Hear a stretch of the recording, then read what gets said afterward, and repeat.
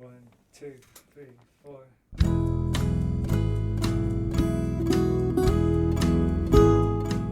Hello, you're listening to the Skylight Books podcast series. We are a general interest independent bookstore located in the Los Feliz neighborhood of Los Angeles, California. This year, because of the coronavirus pandemic, we've had to close our store and cancel in-person events. But Skylight is your neighborhood bookstore, and we are finding ways to create community even while we're far apart. In the coming weeks, we'll be putting out lots of new audio content to help you discover new books, connect with authors, and check in with your favorite booksellers.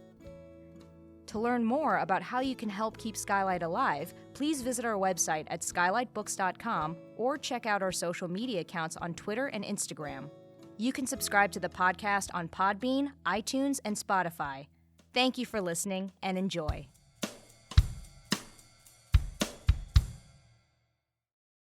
So again, you guys, we're super happy you're here. Welcome to our Zoom event tonight. We're just thrilled. And I'm going to go ahead and I'm going to introduce our very first guest, Deborah Lott, and she'll be reading from her book, Don't Go Crazy Without Me. All right, you guys, at home, wherever you are, put your hands together for Deborah Lott. Hi, everybody. Thank you for coming. I see a lot of old friends and new friends in the audience. The section I'm going to read from is a chapter called Migraine. So what's happening in this chapter is that I'm about 8. My brother, Paul, is about 12. And my mother has gone off to the bedroom with a bad migraine headache. And my father is in charge of making us lunch. In the kitchen, my father stared into the refrigerator for a few minutes, then concluded that everything in it would require planning and cooking. And my father neither planned nor cooked. He opened the pantry doors and perused the canned goods, while Paul turned belly. Paul and I want spaghetti, I said, Franco-American. Anything else? My father would never say that certain foods did not go with others, or that 2 cans were enough when 3 might be better. Hey, we can have our own Las Vegas buffet, he said. He took out cans of tamales and sardines. We'll have a little orgy of flavors. He rolled up his shirt sleeves, turned the kitchen faucet on full force, and immersed his hands and arms in a current of steaming hot water.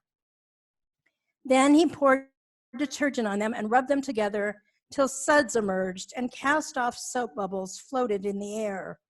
Pretending to be a surgeon, he held his hands up, cleared his throat theatrically, and declaimed, Paul, a fresh towel, please. We all laughed. Yes, doctor, Paul answered, falling into his part.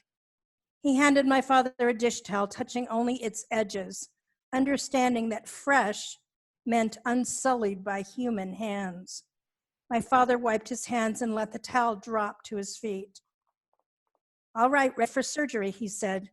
He took the cans to the sink and blasted them with hot water, spraying the curtains and walls in the process.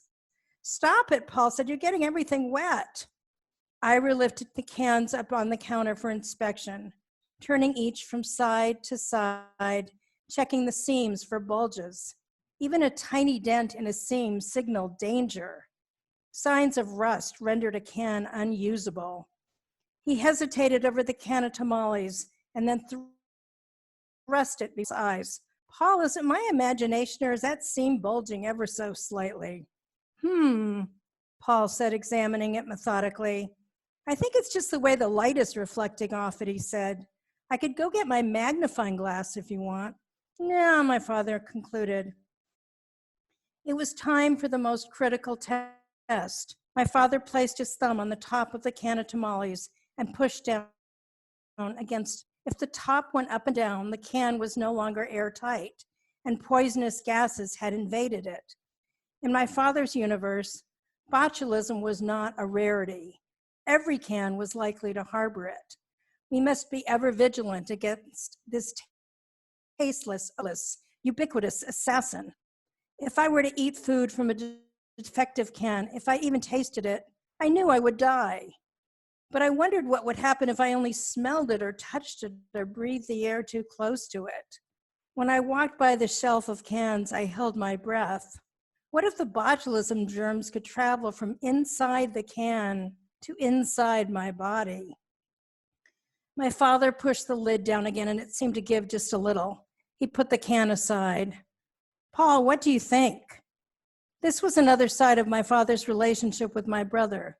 When he wasn't yelling at him or blaming him, he was calling on his intelligence and technical expertise. Paul looked uncertain. Well, if in doubt, let's get another, my father said, returning to the cupboard and throwing the unopened can into the trash. It hit with a loud thud. Whoops, Paul said. We all laughed again. Paul took the replacement can from my father's hands. He held it very close to his eyes and twisted it slowly. Once, twice, 3 revolutions. This one is patent, he said. Very good, my father answered, taking the can and examining it for himself. You are a superb surgical assistant. And then my father smiled and cocked his head, lost in self-scrutiny. In the midst of this can opening compulsion, he realized its absurdity. You know, Freud would consider this highly neurotic behavior, my father said. But even if he did not really believe that botulism contaminated our food, my father felt helpless against his need to perform the ritual that would confer a magical form of insurance. By pronouncing botulism's name in our kitchen, we would not be taken unawares.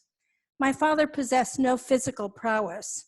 As the man of the family, he could only perform these sacred rituals to guard us. Of course, I had not yet probed the emotional nuances of my father's declarations. I was a literalist, a true believer. If my father said there could be botulism in the food, I did not doubt him. Even as I was laughing along, I was also terrified. My father took a can opener and held it poised over the can. All 3 of us crowded in, lowered our heads, and held our breath. Shh, he said, as the prongs of the opener punctured the lid of the can. The sound of air rushing into the can, the sound that at least temporarily released us from the impending disaster that always hung over family. When the can puffed, the word was both a noun and a verb. We took a breath and sighed in unison. But even though I'd heard it with my own ears, I did not trust myself. Daddy, did you hear the can puff? I asked him. Are you sure? Are you sure you're sure? Tell me you heard it. Tell me. I'm sure, he said. Paul, tell her you heard it too. Paul, who read science magazines and studied biology, had begun to question the logic of the ritual. Actually, Paul said, botulism is an anaerobe that doesn't need air to live. If the can puffs, that only proves there's no air inside it. No, I whimpered and whined. Daddy, Paul says we can still die of botulism. Paul, why are you starting with me when we're about to have a nice lunch? Are you trying to upset her? Reassure your sister. Well, at least we won't get ptomaine. That's aerobic and much more common, Paul said. Once my father had heard the can puffed, he felt free to eat its contents with glutinous abandon. Once I began to think about botulism in the food, I could not stop thinking about it. In the hours of afterward, I would imagine the botulism area, translucent spiders making their way up through my bloodstream. Then I would feel dizzy and sick, convinced botulism had evaded even my father's vigilance and made its treacherous way to my brain. I'm afraid I'm dying of botulism, I would say. You don't have anything but way too vivid an imagination, my mother would respond. My father would look at me quizzically, disavowing my behavior, as if it had nothing to do with anything he might have said or done. Thank you.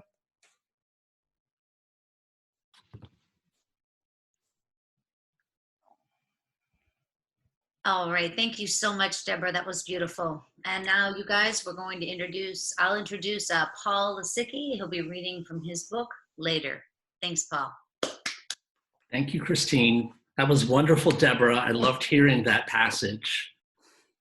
So Later is a book that's set in Provincetown, Massachusetts. It's a coming-of-age story set at a time in which that town was a refuge for people people with HIV and AIDS. People came from all over the country to Provincetown to just live out their time in a sense of safety and community.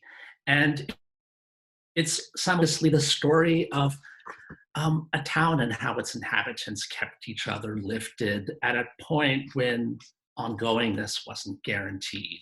So I'm just going to read an abbreviated form of the first 2 pages, or the first few pages, I should say. We're not in Provincetown here, we're on the way, if that's helpful to know. We're out on the driveway, my mother and I, leaning against my little red car. September 30th. It's the first morning in months when it's possible to stand outside and not be wrecked by the heat. 1,400 miles to go, 21 hours, a stop in Beaufort, South Carolina, another in White Marsh, Maryland.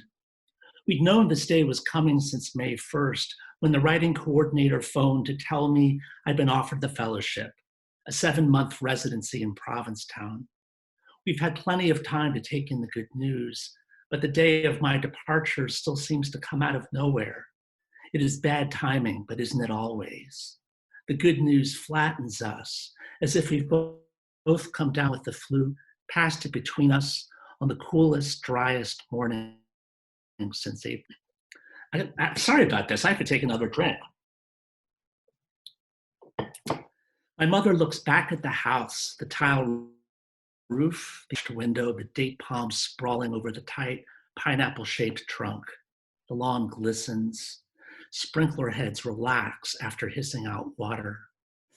She is probably telling herself it's the house she'd always wanted, the house she'd invoked in a subversive challenge to my father. When you see me lying in the casket, do you want to say, I never bought her that house? So we bought her the house, and to punish her, holds on to the New Jersey house, lives there alone amid a slop of bills, newspapers, and out-of-date engineering books, and comes down for a 10-day stretch, only every 6 weeks. She rubs her hands, arthritis twisting her forefinger, which she occasionally shows me just so she has a witness. I've been back only 8 months since grad school, but it's also been a lifetime. As if I'd never left home and known what it is to have an adult life. She won't let me know how much she loves me, won't say how much she's going to miss having someone to talk to, but instead channels those feelings into lists, asking me if I'd packed a razor, toothbrush, deodorant, contact lens solution, contact lens case, comb, dental floss, Q-tips, Band-Aids, blunt tip scissors, all the items so easy to pick up at a chain. She's driving me nuts, knows she is, but can't stop. Terrified of silence, she's lost her famous ability to laugh and listen. Not so long ago, on a trip to Morrison's cafeteria, she talked incessantly for the full 20-minute drive. I blew up and told her it was wrong to keep a running monologue, selfish not to leave any space for my response. Her face went red, as if I'd seen right into her liver and heart. She knew what I saw, someone who had lost her friends, someone who told them her secrets, and thus she withdrew, or they from her, as if direct talk about, say, her dead twin brother or her gay son named after him were too much for anybody to take. I cannot be her husband. She must know I can't accompany her to Home Depot forever, pour shock into the hot tub, fertilize bougainvillea by the downspout. But does she say she can take care of herself and her own? That would be expecting too much. She puts her arms around me so I will feel the consequence in my body, the consequence of her losing once again. And I hug her back even harder in my attempt to do the impossible, push dark feelings out of her and leave light in their place. Maybe, she thinks, why should he get all the freedom I don't have? Go to grad school, come back home, go off for a fellowship. Why should his happiness depend upon my disappointment? What kind of logic is that? Do you think I'm going to die, Mom? Is that why you're sad? I want to say it, but don't. It would be cruel to go down those roads. I suppose her heart wouldn't be so broken if I were headed to Arizona rather than Provincetown. Over the years, our family has twice visited Provincetown, and we know what draws people there. We've walked among the queer people on the street, heard them laughing, carousing, seen the signals pass between them. She's afraid of my living among my kind, especially now that so many young men are dying of AIDS. She's expecting me to die of AIDS. My mother. I was studying my mother in a story. If I could step back from all my hot feelings, I could admit she still saw all the parts of me I've obliterated. The boy too anxious to eat his tiny sandwich on pumpernickel. The boy cowering before his teenage babysitter after she'd taken off his clothes. My mother must know I can be strong, and if she cannot help trying to beat some of that strength out of me, it's probably not just to keep me close, though that's part of it. She wants me to know that I can't lose my vigilance. She knows how easy it is to slip from one category to the next, health to illness, blind routine to misery. 1 minute, she was a teenage girl working her finger into a hole in the floor, and the next minute, miles away, her father lifted his shotgun to his head and clicked. I start the car, my eyes floody, burning, tears drip off my chin onto my shirt and shorts. Quite possible she won't be all right. She isn't going to kill herself, I know that much. She isn't going to drink herself into a stupor. Nothing as extreme as all that, or even as rebellious. Her own killing will be softer.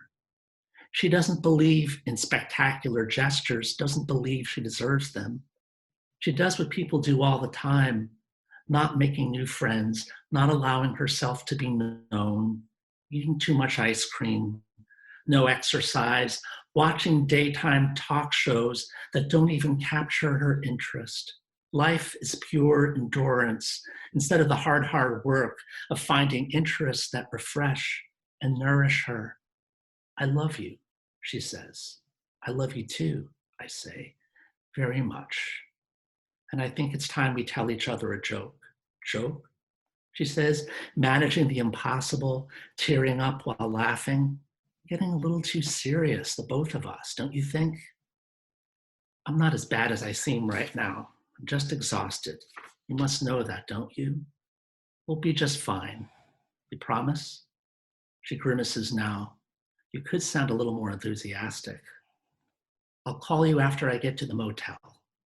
Don't forget now, she cries, as if I would ever forget.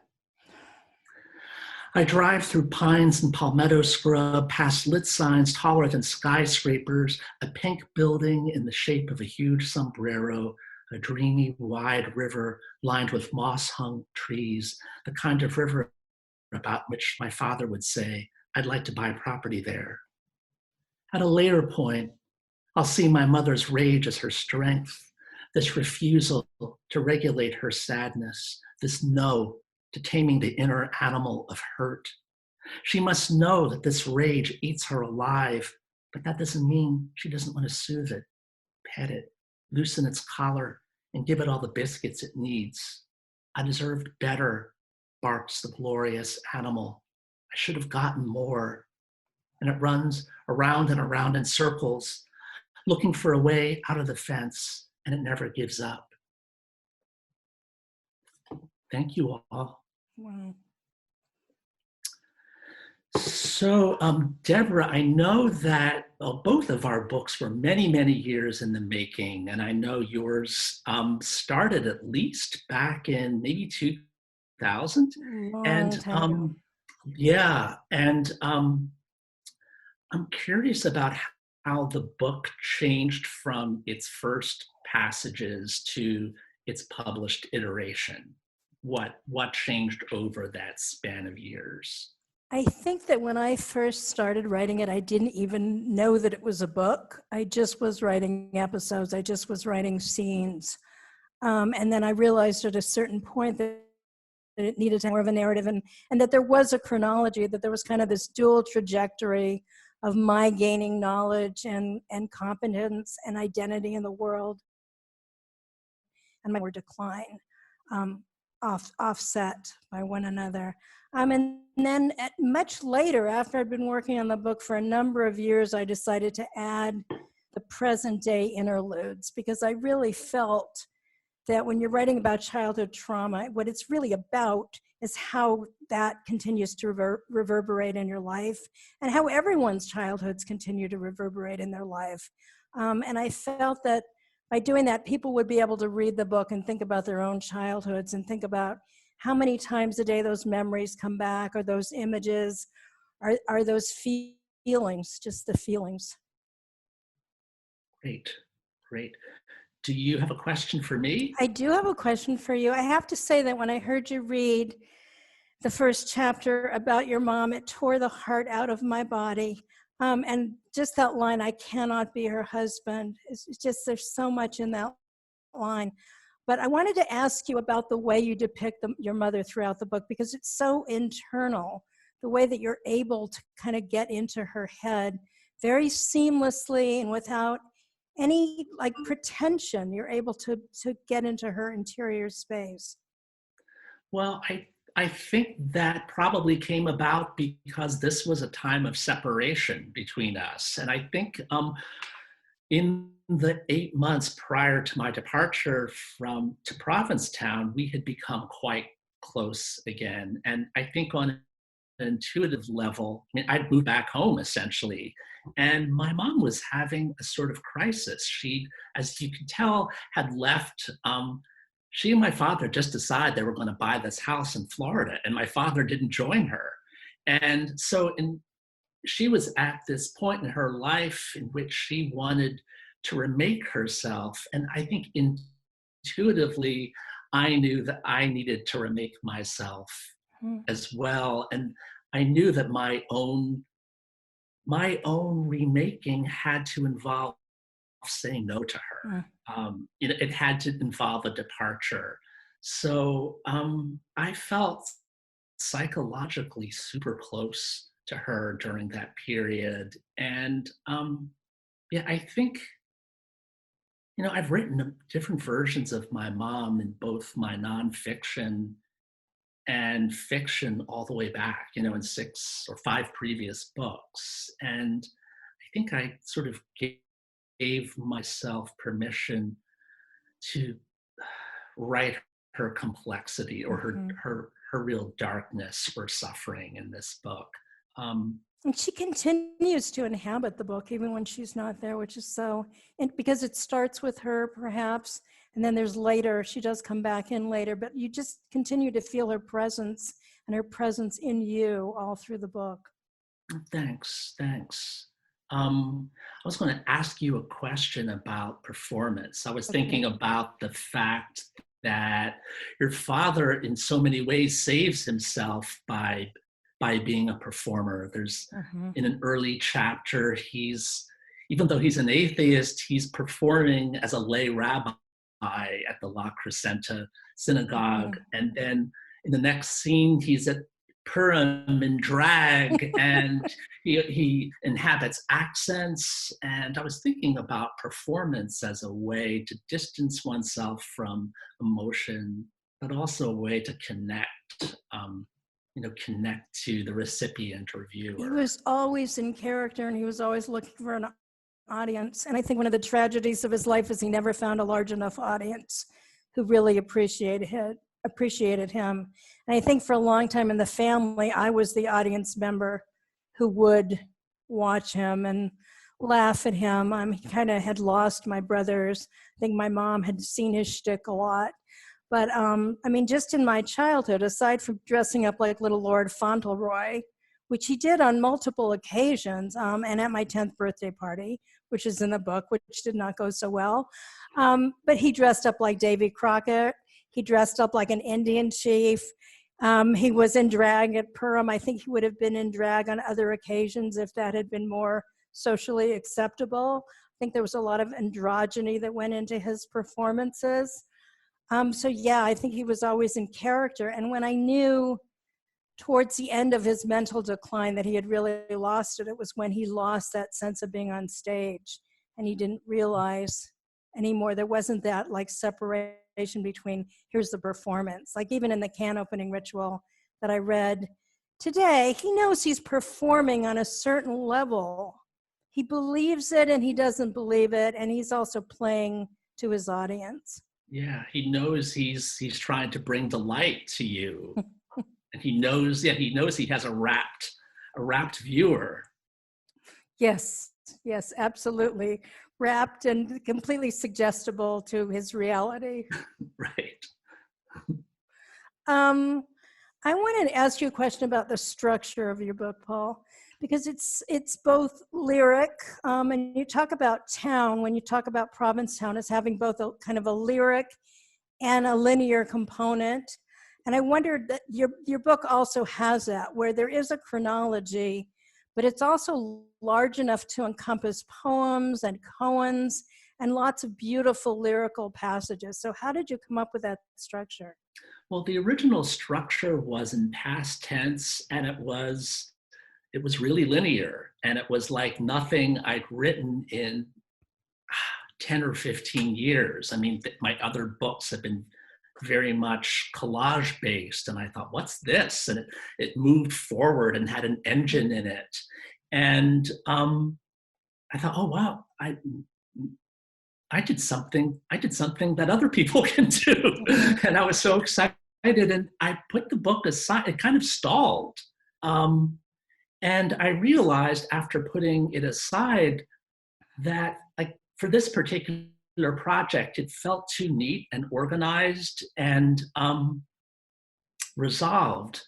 So I spent part of most of the summer of 2016 back in Provincetown. And one thing I was aware of was the sense of like stumbling into a poem as I walked down the street. I don't mean a literal poem. I mean like the moonlight doing this amazing thing to the surface of the harbor, and how that felt like a different aspect of time.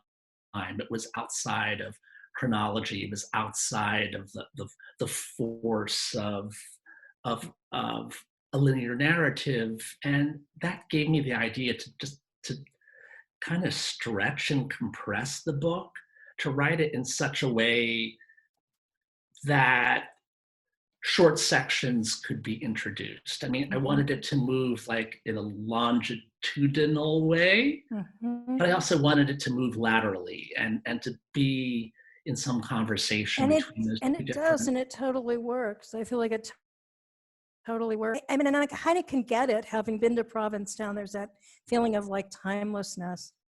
Right. A sense of just a particular day being encased in a bubble, and not being subject to the human rules of history or sociology.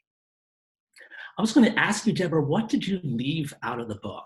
I mean, is that a hard question? I hope it's not invasive. I'm always interested in, what, especially in the memoir form, like what we choose, like the boundaries, the constraints that are at work in order to give shape to this material. I think there's probably a whole other book on the cutting room floor.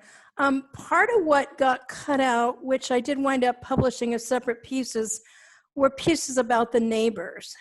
And I just decided ultimately that even though the book was partly about our family in the community and the way that we didn't fit into the La Crescenta Gentile community was part of what was shaping what was going on inside the family, I decided to kind of tread lightly on those stories about the neighbors. There was an episode where our neighbor kept coming over to try to convert us relentlessly, constantly, and her son, my interactions with her son.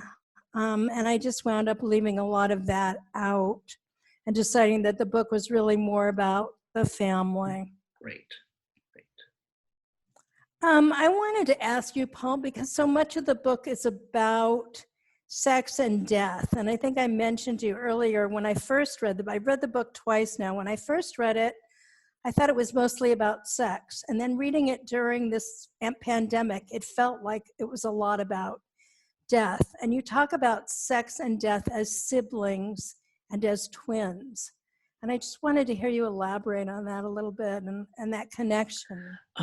Yeah, I wanted to bring the sexuality to the foreground in this book because it's so much a part of the life force. It was, as much a part of the life force as, sunlight and water and music and animals are. And it felt, for this particular project, it would have been false to tame it out of the landscape of the narrative. And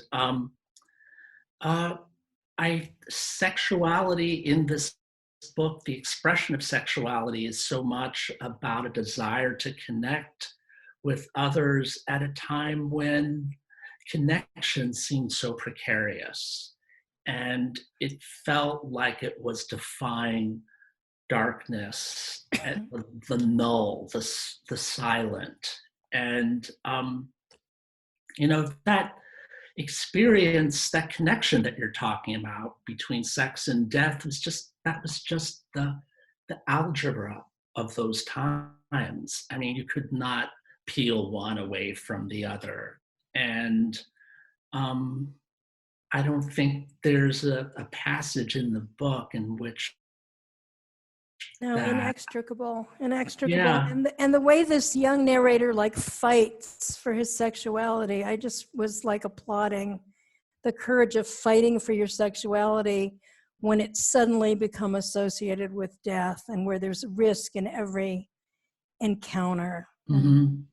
Yeah, and the irony is that, that young narrator is fighting for his sexuality in a place that comports itself as a haven and a place of safety. And it's still a matter of urgency.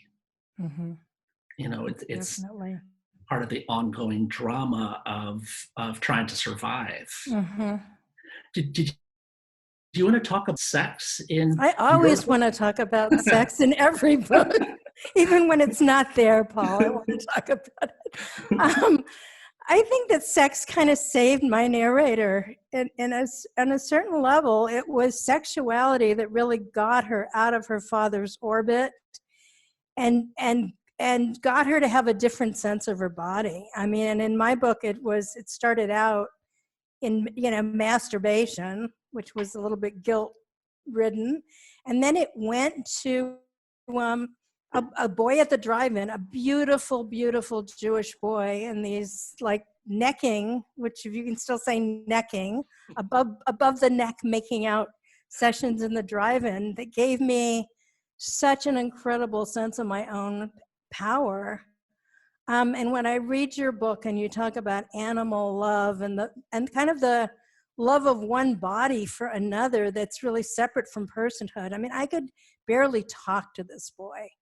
We had no common interests. He was very much a teenage boy who cared about cars and I'm not sure what. But I loved his body and his body. Well, the amazing thing about your book is that bodies are always on the page. I think about the body of your father, which is so painstakingly conveyed from moment to moment, gesture to gesture. And I wondered whether that was deliberate work or it just happened. His body was omnipresence. His body was a looming presence. I mean, and his body would change. He was a shapeshifter because he would get fat and then he would lose weight. And he had these beautiful woolen clothes from the East Coast that he loved to wear. Or then he would be dressed like little Lord Fauntleroy. But so his body was always there. But I feel like we have in common that we write from the body. Mm-hmm. That we know that if the writing doesn't hit the reader in the body, and if we're not writing from our bodies, then there's something that's not authentic about it. I feel my body in every passage I write, and I know that other people have said, wow, this book is so visceral, it's a little uncomfortable. Mm-hmm. But it's where it starts. It's so clear that the body is at the origin of each passage, each section of the book. What I wanted to ask you, because we're living through this pandemic now, about the way that AIDS pandemic comes back through this pandemic to people who lived through it. Do you think that people have PTSD? Do you have flashbacks? Is it the same? Is it different? How does it feel? I think for those of us who lived through those, the toughest years, I don't think that psychic dread ever went away, honestly. So in some ways, I think the intensification of these times feels really familiar. I mean, I've known I feel like I've been in survival mode my entire life, just in terms of my own psychology, and it's hard not to make a conversation or draw parallels or think about how one pandemic was different from the others. I mean, I think what feels different about this one, honestly, is that we can't say, oh, that happens to people out there or over there, and there isn't that awful shame and stigma that the people who suffered with AIDS and HIV had to live with on an everyday basis. So, yeah. I mean, it's interesting to put out this book at this moment because I think some of the issues in this book might be more comprehensible to a reader who wasn't familiar with or wasn't close to anyone who had lived alongside in the midst of the other pandemic. Yeah, and I think that everyone can kind of relate now to that sense that human contact carries risk, and that we crave that human contact. I mean, I miss being able to hug my friends, and then to think that there's danger in doing that. It's very confusing. I mean, we're a social species. We need to be able to touch each other. Yeah, and what does it mean to live with the possibility that we could be contagious and not know it? I mean, what does it mean in terms of how we understand our bodies and how we connect to others? All of that feels so profound and unsettling to me. And I feel like my childhood kind of prepared me for this pandemic too, because my father always behaved as if I were going to die, as if there was something that was going to kill me. And I totally internalized that. And I think we both had childhoods marked by strange symptoms and maladies and worry around our bodies. Yeah, the cloud of illness was always in the atmosphere, and it was like used in a transactional way too, right? Absolutely. If you do this, this could happen. If you do this, this could happen, and then it could hurt me, etc. So yeah, the logic of all that was just braided into our psyches. Yes, and in my family, like the way you could really get my mother's attention was not through emotions. She would turn away from emotions, but if you had a good symptom, and if it was better than your brother's symptom or more dramatic than your father's symptom, then you would get some attention. Exactly. But one thing I want to say, your book is so funny, and I think it's important to say that, because it's, on the surface quite dark, but its delivery is often really hilarious, or it's situated in this uncomfortable tone where it's simultaneously hilarious and simultaneously, oh my God. And I don't know if you wanted to talk about humor in the book. That's one thing I want to claim about your book, because I started watching some John Cassavetes movies the other night, and I was thinking about the operatic dramas at the center of them, and how they they're simultaneously like devastating, but they're also like full of the absurdity of human behavior. And it's impossible not to laugh at some of the darkest stuff. And some of it was funny while it was happening and was recognized as funny while it was happening. And then it could turn on a dime. I mean, my father's moods could turn on a dime and it could turn on a dime. But when I was writing the book, I thought a lot about King Lear and how funny those tragic final scenes on the heath with King Lear and the fool, they're so awful. They're so devastating. He's so destroyed. And there are moments that are just really funny. Yeah. And I kept thinking about that book when I was writing about my dad's kind of final decline. Great.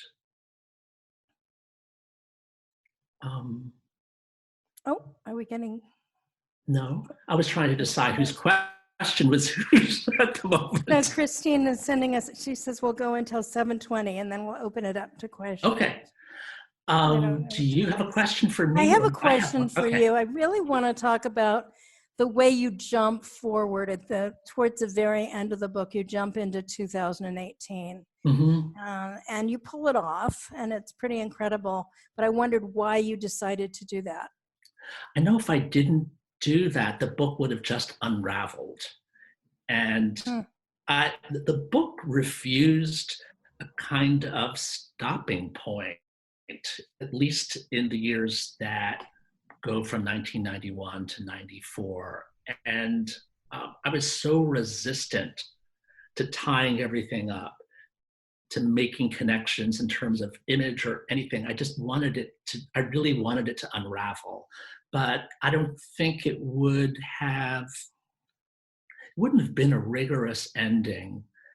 And I had the gut sense that I needed to convey the present. I wanted the book formally to suggest that this difficulty is carried on into the everyday, even though in many ways the everyday is okay, but there's, the residue of, uncertainty, fear, that are almost hard to summarize. And it just happened that I went to my doctor in 2018, and he said, I think you should really go on PrEP now, which is the medication that people take to prevent HIV. And I was a little suspicious, and then a couple days later I said yes. And I realized that I never had a pact with the future before. I'd always assumed that, like tomorrow wasn't going to be there for me. And so I wanted the book not to end on a hopeful note, but I wanted that ongoing story to shift a bit. I mean, it is sort of hopeful. I mean, I think that final scene, that return to the beginning, has hope stirred in it. But well, I think I get this sense from the end that with PrEP, sex is safer, but sex will never be totally safe, and you don't want sex to be totally safe. You don't want life to be totally safe. That's not the nature of life. There's always risk hanging over, and whether it's just like the mortality that we're all thinking about now with the pandemic, or thinking about your own aging. I mean, death is always in the picture with sex, as safe as one can make it, right? Right. Yeah. I mean, it's interesting to think about that 2018 section and to think about it through the lens of the present, which has turned everyone into a monk, unless next book, I guess. Brother safe. Paul's story of 2020 and beyond. What was I going to ask you? Oh, what about your writing right now? Have you been able to write in the last couple of months? I am really not able to write very well. I've been writing a little bit about belief and delusion, which I'm not sure how that's going to shape up. But I read a little piece the other day about just what I believe during a pandemic and how it's affecting my whole belief system, because I'm getting to be more and more of like going back to OCD rituals and thinking, well, if I have to wash the groceries, do I have to also wear the right pair of socks? Mhm. That it becomes irrational when there's so much that's unknown. The irrationality just seeps in. So I've been writing a little bit about that, but I'm finding it a little hard to focus. How about you? I'm finding it a little hard to focus, but I know that I have a feeling I'd be able to bear these days, this weird sense of openness, if I had a project to engage me. So I've been writing a book about my father for the past 5 years, and yeah, I'm trying to find my way back into it in a way that isn't forced. So I would yeah, love to read a book about your father. thanks. Yeah, I think you'd be the ideal reader for it. In fact, there are some similarities between our fathers. I mean, in the large sense. Mm-hmm. Looks like Christine is inviting questions Okay. from. I am, and we've got one here. The question is, how long did it take to write your books? Paul, you made reference earlier. Deborah's book took quite a while. Is that right, Deborah? I think it took my whole life. I have to say, I think it took my whole life, not to be glib, but yeah, it took a very long time. And I think I was writing some of, I mean, even as a child, I was always keeping a journal and writing. I was the kid off to the side in the playground, afraid that the balls would hit me in the head and kill me, writing the story of what the other kids were doing. That's funny. Paul, how about you? You've got 6 other books, right? Oh, 5. This is book 6. Okay. But the first version of this book I started was back in 1998, believe it or not, and it was a novel, and I think I wrote about, say, 75 to 100 pages, and it felt a little too sweet, and I think it was a little too close to those particular years for me to find a way to inhabit. I mean, there are plenty of sections of this book. You would know from what I read, there are plenty of sections of this book that are like meant to be funny and playful.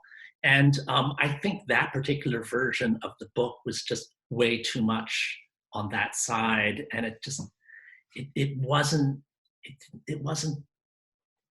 didn't have that yin yang kind of feel.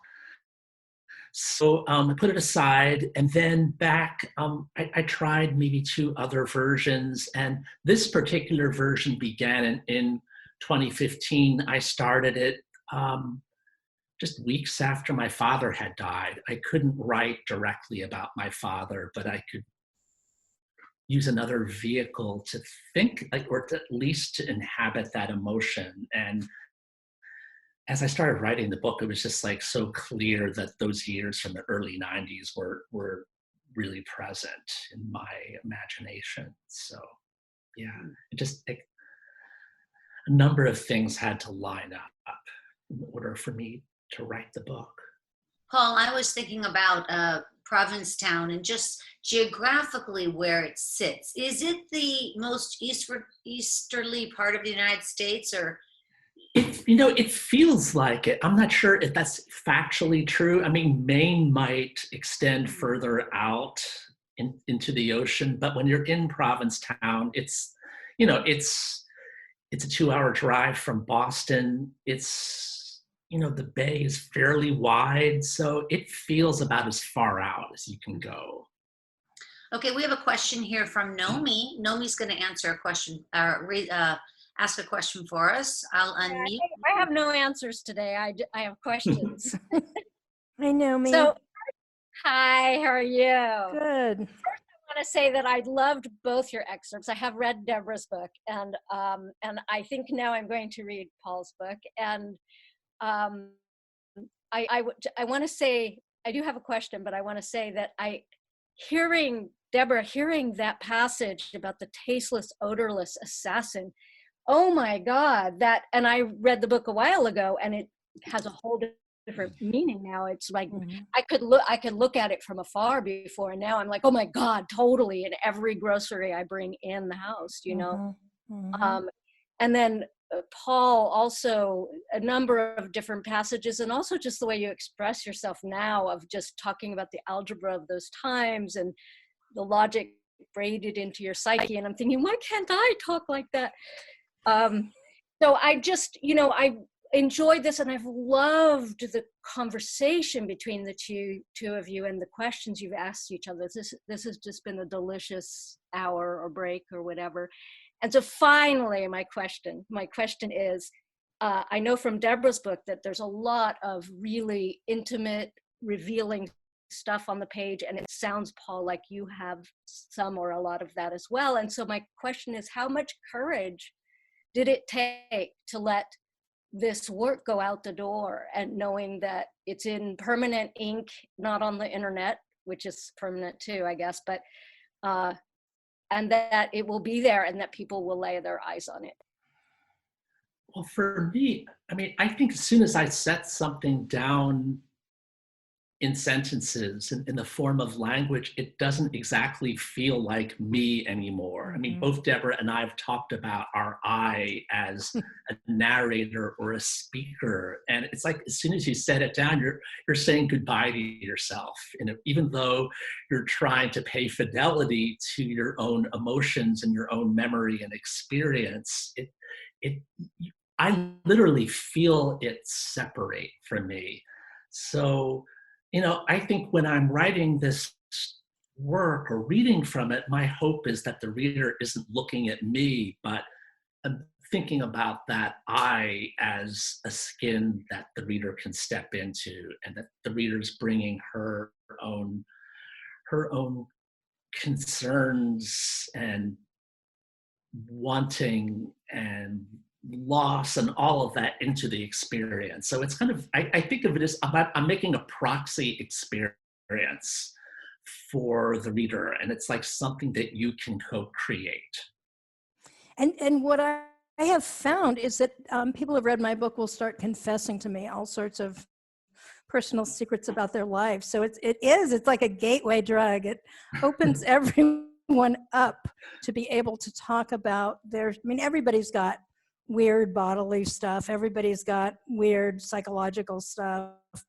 I didn't take courage. I mean, maybe it took madness. Maybe I didn't really think about how it would feel.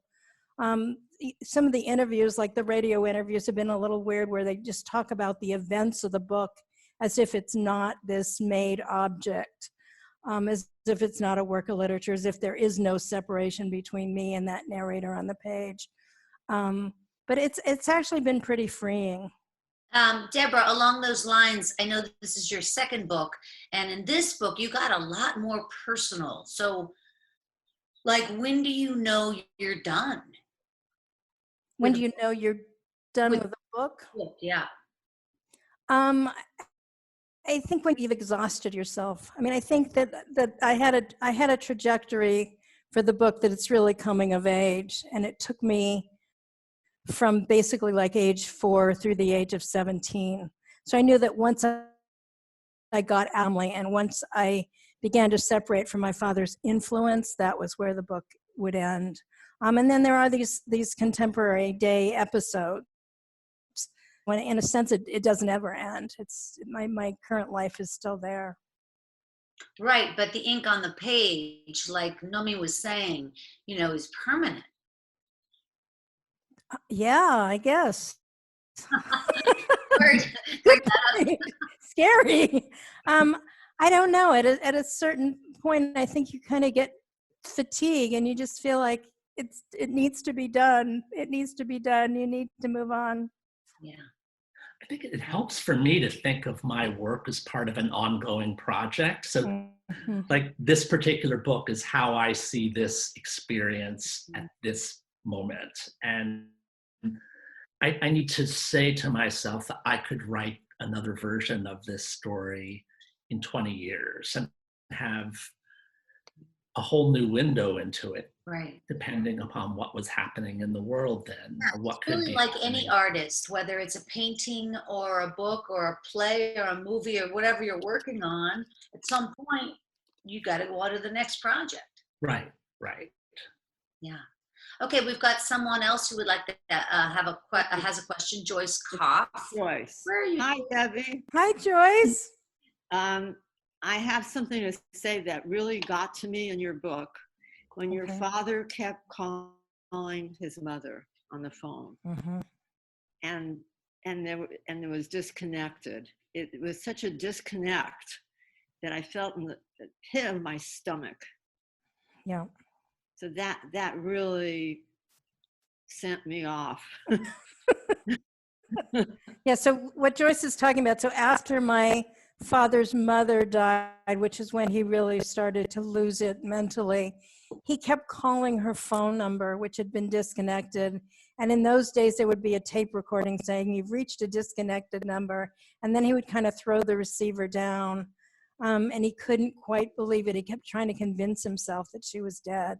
And he would also go to our front window in the middle of the night and talk to her in her grave, which I think might have been even more disturbing to me than the phone calls. But every time he would pick up the phone like that, then I would have to see that her house was no longer her house, that her things were no longer in her house, that she was gone. Yeah, it was a total emptiness. Mm-hmm. Yeah. Thank you, Joy. Thank you. Very brave book. And Thank you. it was so understandable how you felt death, and because we carry that with us all of our lives. And it was very powerful. Thank you. Well, this has been really amazing, you guys, this hour with everybody. And as you know, we've got Paul Lisicky's book Later and his other 5 books available at Skylight Books. And we also have Deborah Lott's book available, Don't Go Crazy Without Me. And please head over to our website, skylightbooks.com. We will be open very soon. At least I sure hope so. Just trying to keep everybody safe. And please go to our website again, check our other virtual events out. We've got a lot of stuff coming up. Paul and Deborah, can't thank you enough. Thank you. Go ahead Thank you, Christine. and say goodbye to everyone. That would be wonderful. Christine. Thank you, Skylight. Thank you, everyone. Thank you, Yeah. Skylight. Thank you. Bye. Bye. Thank you for listening to the Skylight Books podcast series.